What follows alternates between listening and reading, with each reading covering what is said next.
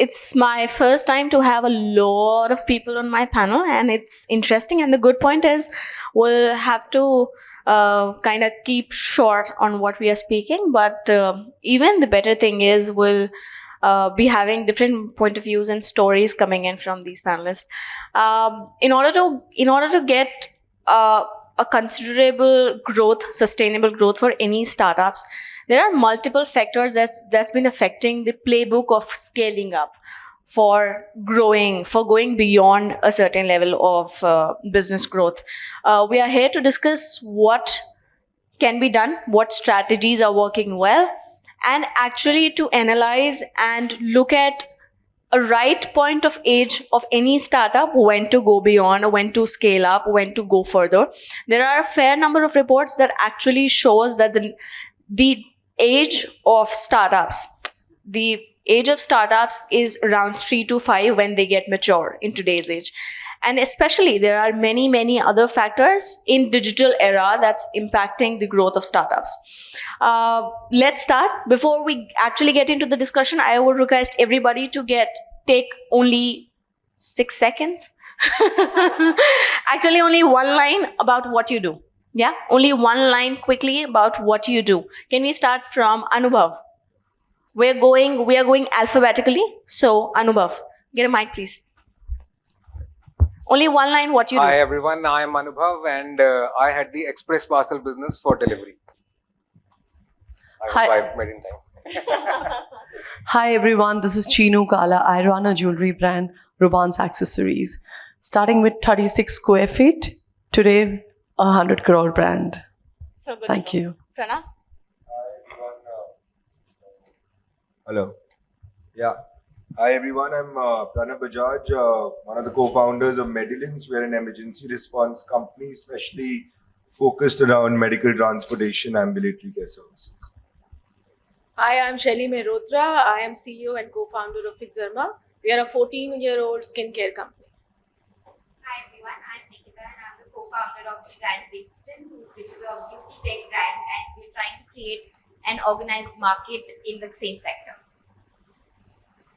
Hey guys, quite different. I'm Ranjita Ravi. I'm one of the co-founders at Orxa Energies, and we make performance electric motorcycles.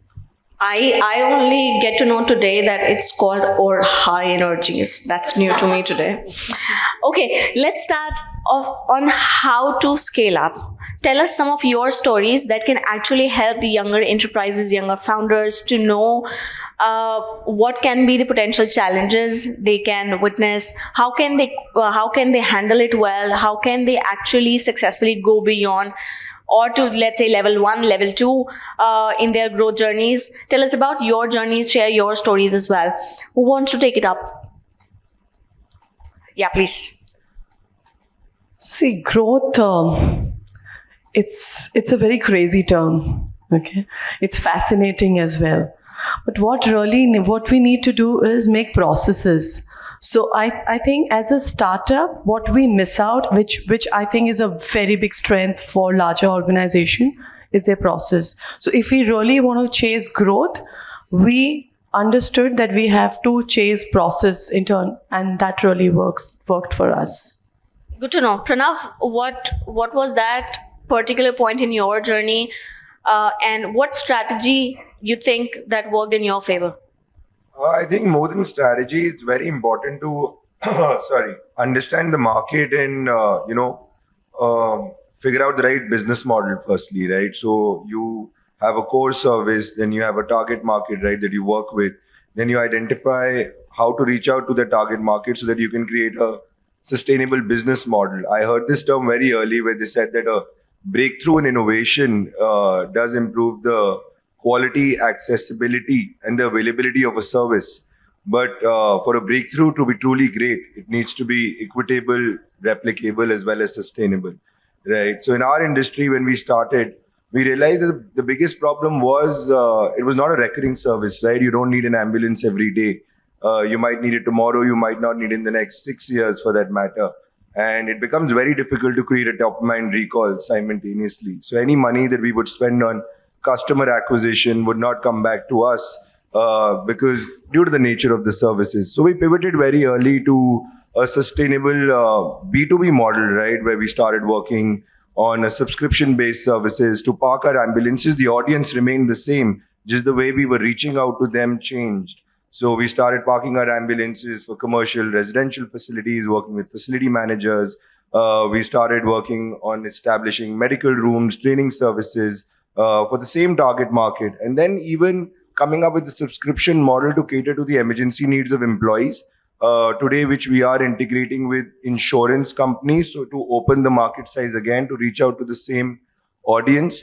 And simultaneously, we did something which helped us was firstly find the demand and then work on the supply simultaneously. And I think that was important. Now, in terms of scaling, what's going to be the next challenge is to maintain standardization right across cities for our services, so that the kind of service that we can provide in, say, 6 key metro cities, right, remains the same in tier 2, tier 3 cities.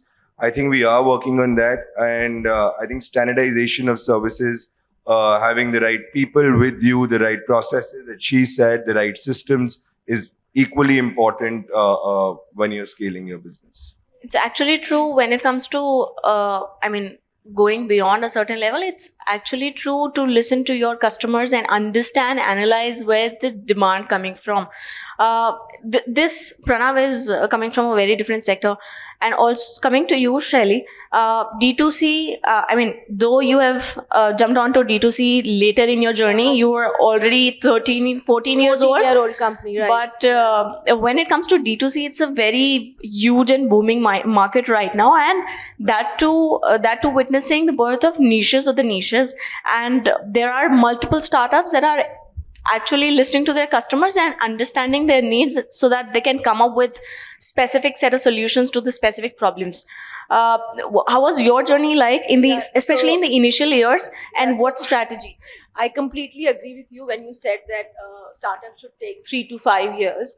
That's absolutely right. And what Priyanka said in the last panel, that resilience is extremely important, right? And I very strongly believe that fundamental of doing business is to make profit. We should never, we should always focus on that. In last 2-3 years, I think it has changed also a lot because there was too much focus on top line growth. But I think top line growth, soon you go at the bottom then. Top line growth should not be the focus. You should grow steadily and, go step by step. I believe that there's no elevator to success. You have to go step by step, and that's a consistent way of, consistency is very important. So we started 14 years back. That time e-com was not there. So we started selling through dermats because, but our products are not like prescription based, but that was a way you can sell. So we started through dermats, and we also started exporting. So right now in Fixderma, a huge percentage is export. So we have 4 verticals right now. We sell through dermats. We have around 170 sales staff, which is pan-India. We are selling e-com, which is growing extremely well. Exponential growth, I'll say, on e-com. And 4th vertical is now we have entered OTC market also. And there was one thing which in the last panel was discussed about diversification. So actually, I don't agree so much with diversification. I think a startup or early stage startup or an entrepreneur should wear horse blinds. Horse blinds like horse cannot go left or right. He has to go straight. So you can diversify if you have deep pockets or you have funding. But otherwise, I don't think you should diversify. You should just focus on your product line, grow it to a certain level. Then you should think of diversification. True. To what you said, I just want to add, and a lot of investors also put this point across. It's very advisable to all the younger enterprises and entrepreneurs to kindly focus on what they have started, what their goal is, and in terms of operations and their business plans, growth plans, they'll have to focus on profitability as number one priority. One more thing I just wanted to add that what's the hurry? I mean, you can wait for 3 years, 5 years, grow your business, and then why you have to keep reading headlines of newspaper that company got funding and maybe valuations. Valuations. So why to get into that that race. Just focus on your work and build a sustainable business. True. Our True. parents did the same. So, yeah. Nikita? So, I just like to add, like, for scaling, first and foremost is the product, which a lot of brands today are missing. Like, I just want to say that. So I think first is like focusing the product, what the feedback of the customer is and on that product. And when we talk about diversifying, I also want to add that the competition is so stiff in every market. So, you can't stay without innovations that you have in your own category, if not diversifying the category for se. So innovations is definitely you can't go without. Like, you have to, like, as a brand, in the 10 years of my own journey, I would say every day has been like a new learning from me. Like, recently at Winston, we've learned that how Amazon does these, prime deliveries, 1-day delivery. Why not your own brand and your own website do the same to the customers? And, your brand giving the delivery the very next day, within like 24 hours, the customer getting the product, and the chances of RTO is less. The transportation cost is less. Why not have dark stores, not just in tier 1, but also tier 2 and 3, because customer is everywhere. Like, you don't know where your customer is. So, like, so many things that happen for scaling, not just one, but, the customer, the tech that you have for your brand, and what are you doing with the team is also really important. No matter what tech, how strong the tech goes, like your team, if the management, the skills, the resources are not there, how are you going to scale? So every day is a learning for us. Good to know. Coming to Orxa Energies, that's a very different sector. I would want to know your initial journey. How was that? And how did you analyze the whole growth? Cool. So when people say that hardware is hard is hard. Okay. Plus one.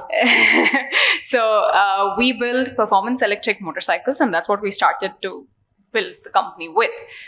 But there are so many subsystems inside a motorcycle, right? Whether all these electronic systems, the batteries, the battery management systems. I'm sure all of you have heard all the news and the bad press about batteries and lithium-ion batteries the last couple of years. So how does a hardware company validate their tech?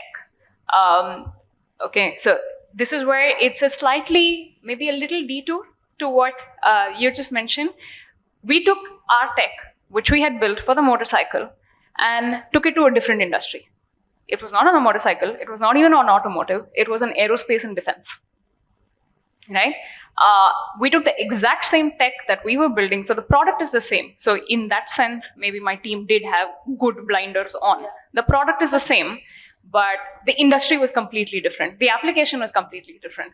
We took our battery packs and put them on drones heavier than me, right? So our battery packs that run our motorcycle run drones that are heavier than me, and in several hundreds this year, right? But what has that done for the company? What has that done for my team?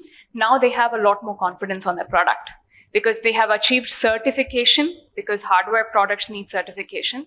They have achieved certification in a very highly regulated sector like aerospace or defense, which is way tougher than automotive. So now they have a confidence level. They're like, acha, ye to ho jayega. Bike to ban jayegi. Kar lenge. No problem. Right? So growth, if you think about in a hardware startup, has to start with the product. You have to start with a product in a hardware company. There's no choice. You have to have a good product. But validating this can get very hard. Because when you think OEM, when you think hardware company, funding is not going to happen. VC funding, very difficult. So you got to look at different sources to validate your tech. And you can't burn equity funding on product validation. So find different ways to do that. And that's something I would tell if any startups here are listening, find hustle. I guess hustle is an overused term, but just be scrappy about how you're going to validate your product to achieve what's needed, right? I need to prove my battery management system. That's a fact. Do I necessarily need to prove it in another motorcycle? No, I can prove it on a drone. So that's your confidence, that's your company's, that's your team's confidence, maybe. And that gives the team more confidence. That's right. There's a separate reason for why I have kept Anubhav last in this round. I would, Nothing really special. It's just Delhivery is a unicorn. no, I Tell would us- like to add. Tell us about your crazy exactly. journey, just because you have scaled crazily from like level 1 to level 8, 9, 10. I'm not too sure, but tell us about that. What were the what should I say, the blueprint, the playbook like? How young startups across the sectors, irrespective of their subsegments, their niches, how can they actually imbibe what you have done in your journey? I'll take a cue from a couple of points that have already been discussed in this forum till now. Like Shaily mentioned, I completely echo. It's not like initially in your first, second year, you start diversification. Whether you're being true to your core or you're not being true to your core, that's what happened in delivery as well, right? So if we started our journey in 2011. So for good 5-6 years, we focused on the core, which was the e-commerce logistics. So once we were there, we had established our name, all the fundings and everything, valuations, all that game was over. And then we found the need through the customers only. I mean, you cannot go beyond your core. That's for sure. And through the customers only, we found the need that now we need to diversify beyond only the shipping, beyond only the logistics to warehousing as well, to B2B movements as well. We were into B2C movements, right, which was door-to-door customer deliveries. We wanted to provide warehousing solutions to our customers, to the D2C brands, to the growing brands, because that was the need of the hour. So we went into warehousing and then into the B2B space, because I mean, supply chain is not only end customer deliveries, right? It is procuring from your sellers, storing it in your warehouses, moving from one warehouse to other warehouses, and then ultimately moving it to your customers. So that's where we started all these journeys. And then obviously there were brands which started scaling up. They wanted to scale up to international shipping as well. So we diversified into international movements, into exports and imports as well. And now we are proud to say that we are like a full stack logistics organization, and one and only logistics organization which provide full stack of solutions. So that's how the evolution has happened, right? And I could resonate a lot of terms with Nikita. Nikita also mentioned, I mean, same day deliveries, RTOs, and all that. I mean, because we are also working day in, day out to cater to those needs, right? Same day deliveries. So we are now moving into dark stores, right? We are now moving into dark stores, and how we can be even more closer to the customer so that we can cater to the needs of brands like all sitting over here. That's true. That's actually true. One point that has come up, which is common between all of you, is to stay focused in your initial years of your enterprise. That's really critical. Not just initial years. For startups, Of course. it doesn't give you a time to, course. like, you just have to be focused, like, Yep. throughout. Yep. Not even for a day, you can lose it actually. Coming to you, let us know how important, how critical, especially in D2C market. I'm not too sure, but nowadays I'm seeing a lot of them crazily playing out on Instagrams. I mean, social media handles crazily. How important, how critical is it to really make noise out there, be there, show up, just be there in the space? How important, how critical is it? Most important thing in current era, right? You have to be there. I hear it from a lot of founders that time nahi milta hai. It's a very common term. So a little about us. For me, for Chinu Kala, I started working on my personal branding also, and parallelly, obviously, Rubans, we were building both. Today, I'm a verified account with 1.4 lakh viewers. Followers, and also 1,20,000 on Rubans.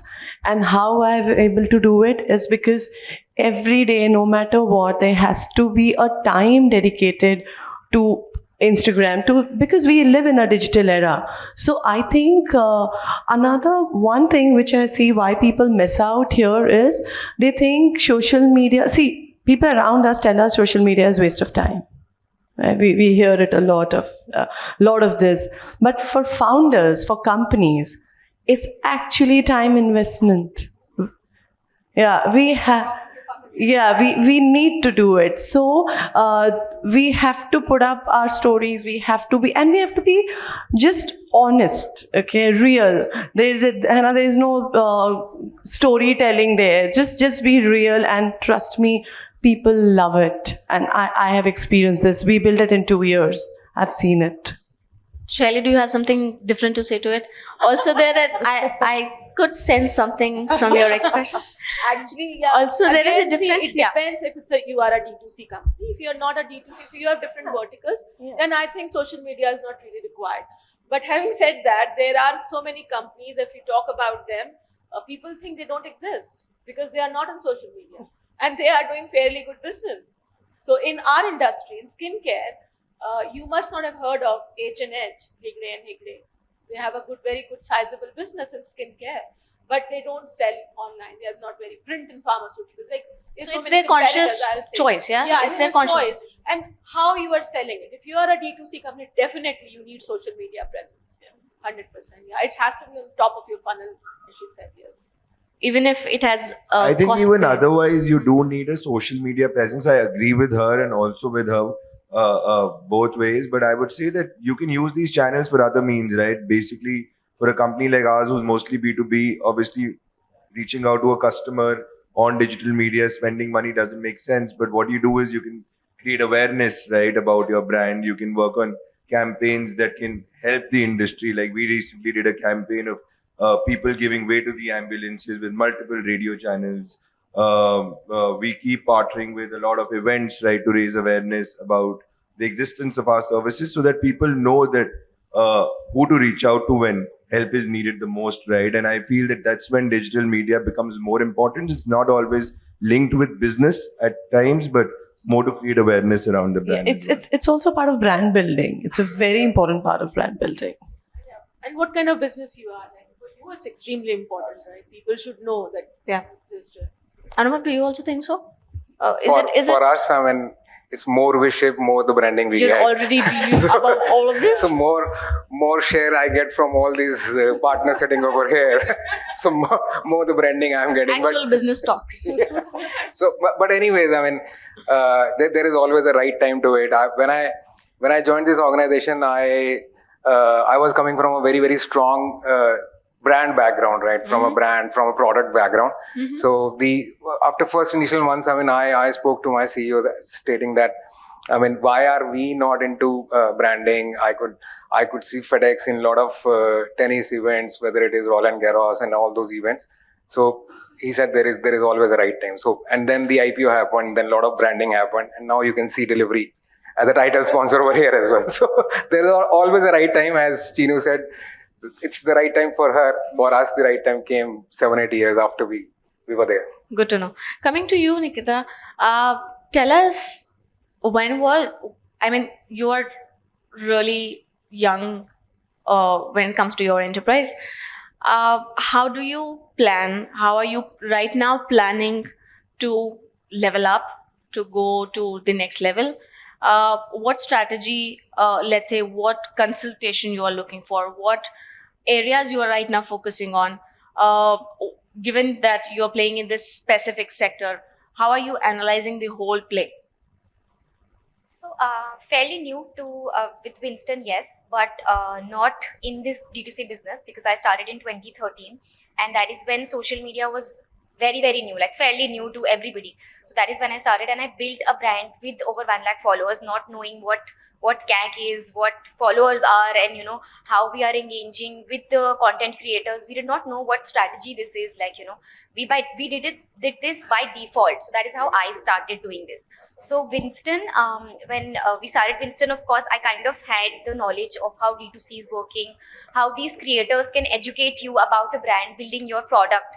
And that is how we started. And now the strategy that we are using, like I said, that today we are also having, we're going with this brand called ZFW. We are having our own dark stores. That is one of the strategies. And social media has been like a huge player that we focus on. So content creation and educating the audience about what new product we are having. Unless we do that, whatever we plan behind goes to a waste. Like unless the customers know what we have built, what is the new product, it just all goes to waste. So I think content creation is the key to what we are looking for in future. Ranjita, what was your journey like? And also, when was the time when you thought and like analyzed the right time to go beyond in your journey, particularly? What was that instance? What was that particular time? In the journey of the startup? Your journey or high energies? In Orxa Energies, well, I would say the time is yet to come for us. So what we've been doing so far, so we started doing sales very early with the other products I told you in the aerospace and defense side. The product, the Mantis itself, which is our motorcycle, the performance electric motorcycle, which broke the world record last year. So that is yet to launch. That will launch later this year. I think a lot of what we will do now over the next year, 2 years, is what will define this sort of an inflection point in our journey. So we're just, I would say, at the bottom of this inflection for the Mantis. Yeah, I mean, of course, the aero and defense work is going on, but that is definitely a sector you don't talk about on social media. You don't talk about it. You don't talk about your customers. You don't talk about that. How would I tag you in my story then? With the Mantis. It's a beautiful bike. It lends itself very beautifully to content. Good to know. Shaily, given that you are fairly an older brand in the journey, and also you decided to jump onto D2C as well lately, tell us, how did you decide to level up, to go beyond? When was that time in your journey? Also, what would you advise for younger enterprises to actually analyze, strategize, and decide when to do it? When is the right time to actually go for next funding round? Let's say expansion, go to newer cities, newer geographies, or let's say a newer segment of their business or new product line. When to decide it? What is the right way to do it? So actually with Fixderma, it happened before COVID. So we had many cold calls from different pieces because that time beauty industry was booming and everybody wanted to jump in the bandwagon and get some pie of it. So it was more like a FOMO. If you are not invested in a beauty industry, you are not doing it properly. So it was like that. But that time we learned a lot of things actually, and we made a lot of corrections in our business. They were so these investors are also of different types and kinds. They have their own way of thinking. So some of them, they said that, why did you invest so much money in manufacturing? Because we have our own manufacturing unit and a state-of-the-art manufacturing unit, because we have stayed abroad for many years, and we always wanted to set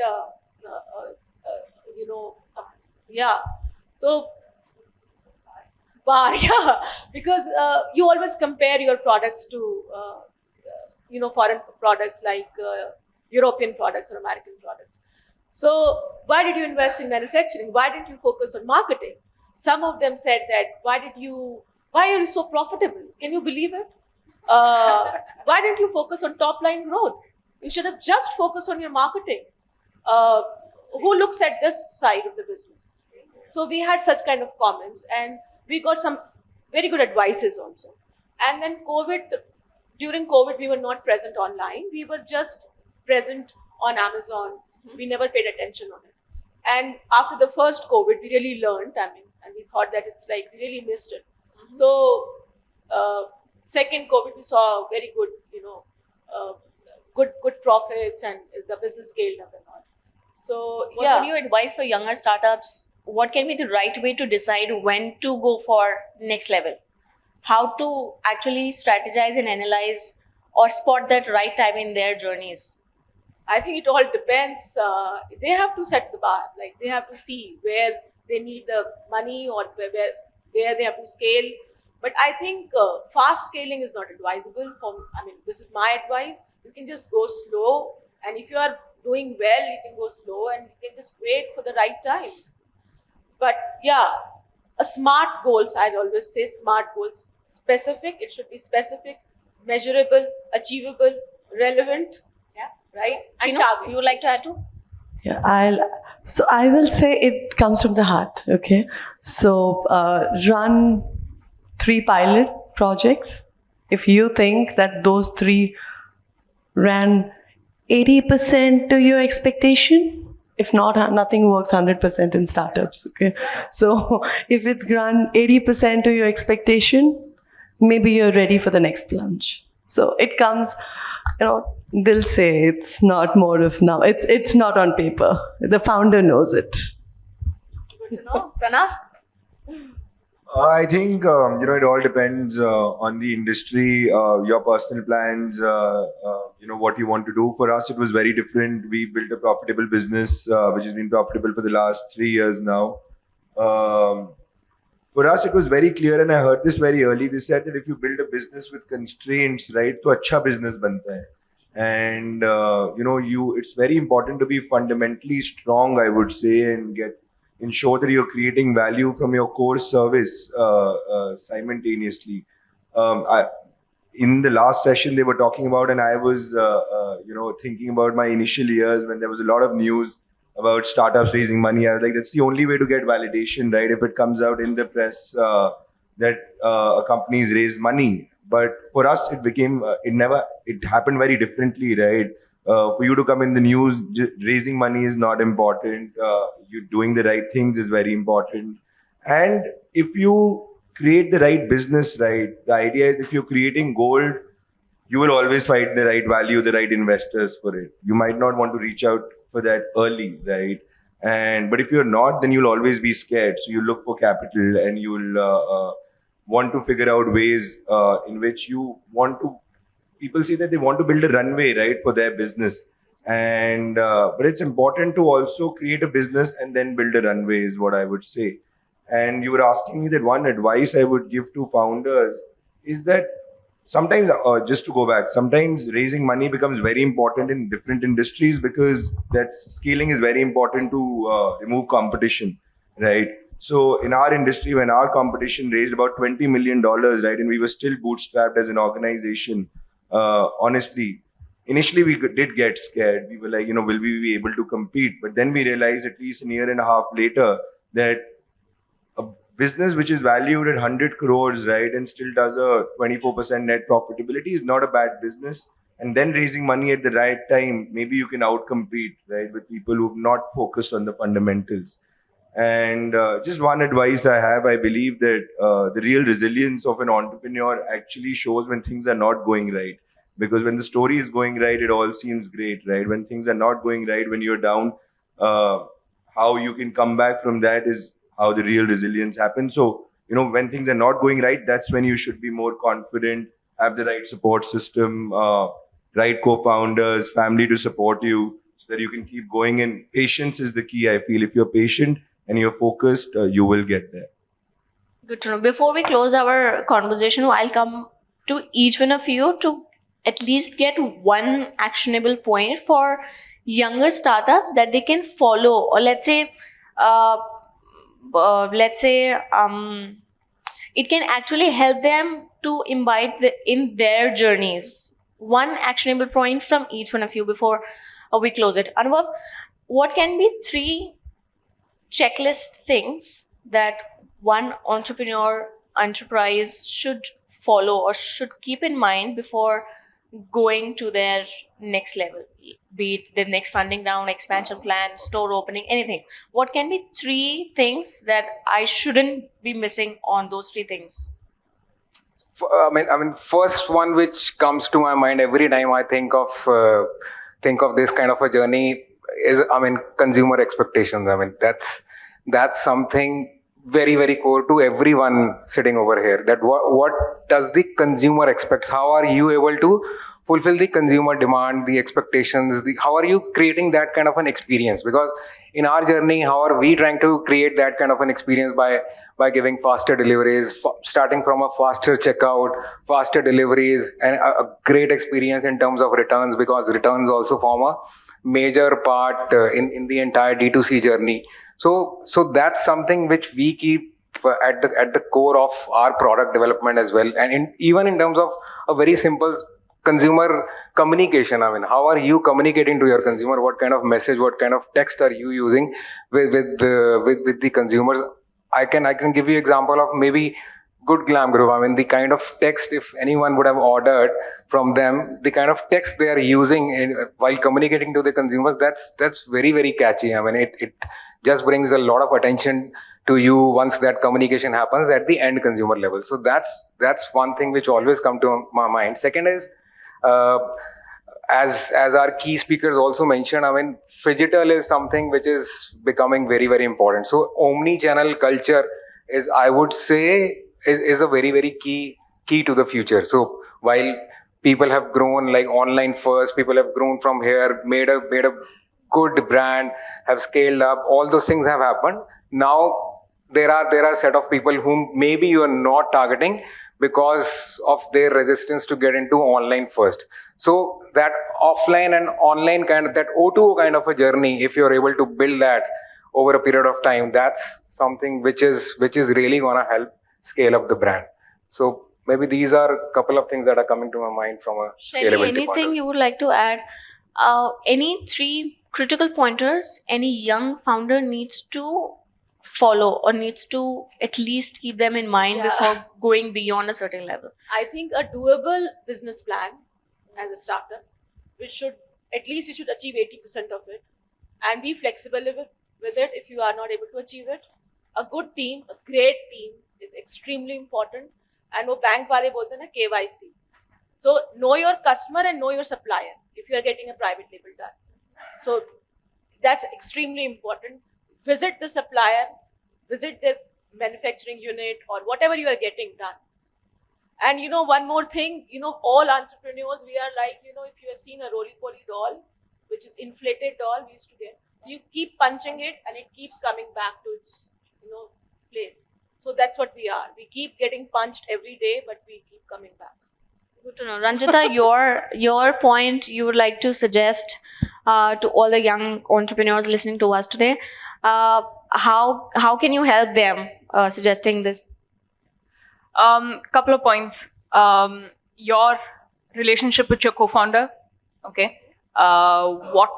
Who takes care of what? Who does what? Who's responsible for what? Okay. Very important, because early stage startups often die because of co-founder disagreements. It's a known fact. Second, now that you're 2-3 years old, it's the best time to build your second layer in your team. So get the right people for the right values in your team with the right processes. Everything else is secondary. So as long as your team is values aligned with you, they are there. They will be there. Like, my team will be there till 3 a.m. in the office, whether I'm there or not. Right? So, and I have that confidence in them when I give something to them that it's going to get done. So your team, when you're a 2, 3, 4-year-old startup, very important. They're going to stay with you. And lastly, maybe I'm just making a point specific for more hardware startups, taking the liberty. Beg, borrow, die, get your product validated, certified, tested in the best possible way, at the highest standards possible, because nobody can beat that. Fair point. Right? Fair point. So your engineering as a hardware startup or anything, your product your engineering has to be your strongest muscle. No questions asked. Everything else is secondary. Agree. Even this can also apply to all the product-centric, irrespective of this segment, all the product-centric startups. You should go out to even your stakeholders, your partners, your co-founders, your family, your customers, anybody who can actually validate your product. What would you say, Nikita? What can be one thing you would like to suggest to any young enterprise and entrepreneur to get that right in order to scale, expand, go beyond? So I think I would just like to say that as a founder, when I started, like in the very initial stage, I felt like I can do a lot of things by myself. But then as a startup, you need to understand that you need to have people in your team, which kind of becomes an investment for you. Like, that's the biggest investment that you can do in the initial years. Like, instead of saying I can do XYZ number of things, like having people do it for you, and you can put your brains to other better jobs, like, which would lead to exponential growth, of course.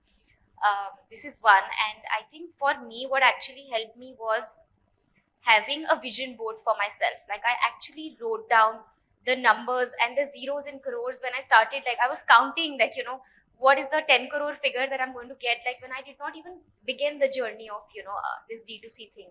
So I think that is something that I would absolutely tell everybody to do. And you don't even know when your vision comes true. So like fake it till you actually like make it real. That is, yeah, that's like absolutely. That's how you actually plan your runway before you start. Yeah? Right. Shaily, you would want to? No, that's it. Perfect. Pranav? Yeah, but very quickly, yeah, because the session was about how to scale. I think I missed this out last time. We keep talking about venture equity. I think debt is a great option, right? If people can explore, they should look at if you are a profitable organization, even if you aren't. There are many options. Venture debt, you can raise finance from the banks at the cheapest rate, right? If you're a profitable company, which always allows you to grow. So it's not always about equity is very important to you. So don't lose that. It should be very dear to you. Don't lose that freely. And just coming back to advice, I would say to entrepreneurs, I think, focused, be disciplined firstly yourself. Someone said you should have a well-defined team, the right co-founder, support system, very important. Build a good culture in the company, right? It's going to stand its time and, help you, you will be able to attract the right kind of people, right? Over the years, follow good governance, right? Someone said, I think it's very important. So when you get stuck, right, and even if you don't, and when you want capital, even debt or equity, if you don't follow good governance of having insane numbers, your round won't close, right? So ensure that you follow good governance in the organization at all times, because you will go through a due diligence process someday or the other. And I think I've seen too many deals fall off for so many people I know because of lack of good governance, right? So I would say that is very important. And this final thing, be patient. I keep saying that, be patient. If you are solving the right problem, focus on problems relevant to India.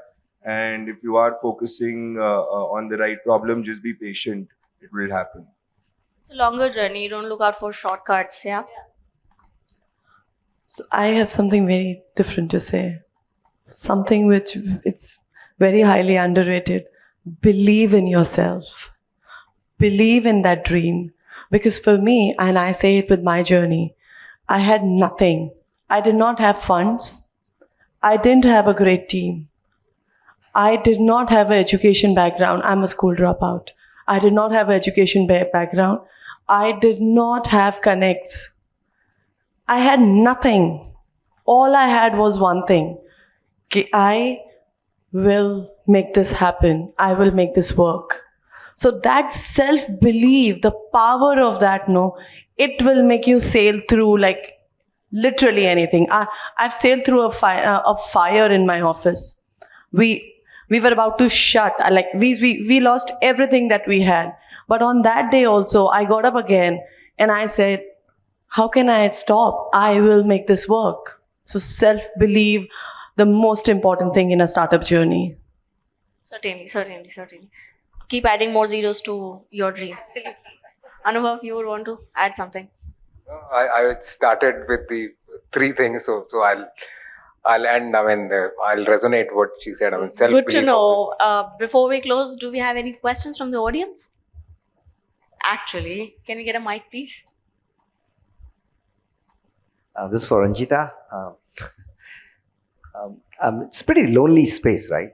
Being in the hardware, doing something state of the art, which has more appreciation outside India than in India. What is the support system that you lean on? Maybe it's relevant for others as well, in their own way. Actually relevant and very empathetic question. True.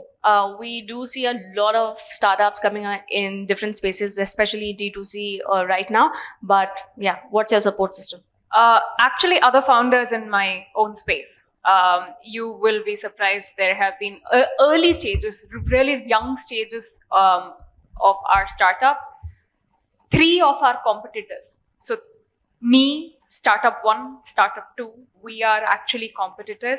We bought lithium-ion cells together. We know each other. We are well known to each other. We know each other's founding teams. But this is an anecdote not too many people would know. But 3 of us together bought lithium-ion cells together because nobody would sell to us, any one of us. and we build competing products to each other. But year 2, year 3 of our life, we bought cells together. We know that we're competing with each other still. We still exist. The 3 companies still exist. We still exist. Startup 1, Startup 2 also exist. But who will sell especially in a hardware company, MOQs are so huge. India is the world's largest two-wheeler market, world's 5th largest automotive component market. They're used to a Hero or a Bajaj that makes several lakh units a month. And here you are, a startup saying, sir, ye 50 cast part mil jayega. And that guy is like, excuse me, no. So I think, I wouldn't call it enemies. We're all trying to change the world. Yeah, especially in electric vehicles, we're all trying to change the world, right? So our vision is pretty much aligned in that. So yeah, Good to know. Yeah. So good to know. You can catch speakers after they walk out from here. We are now out of time. But 3 points I wish to summarize with is 1, KYC, know your customer well, know their expectations well, know their demands well. Second, when you are 2-3 years old, that's the time when you actually need to focus on building your teams. And when you are 5 years old, you can actually look at your expansion plans, be it your product, be it your expansion plans, be it your new segment, anything. And stay focused and absolutely believe in yourself, your idea. Thank you so much. Thank you, audience. Thank you so much.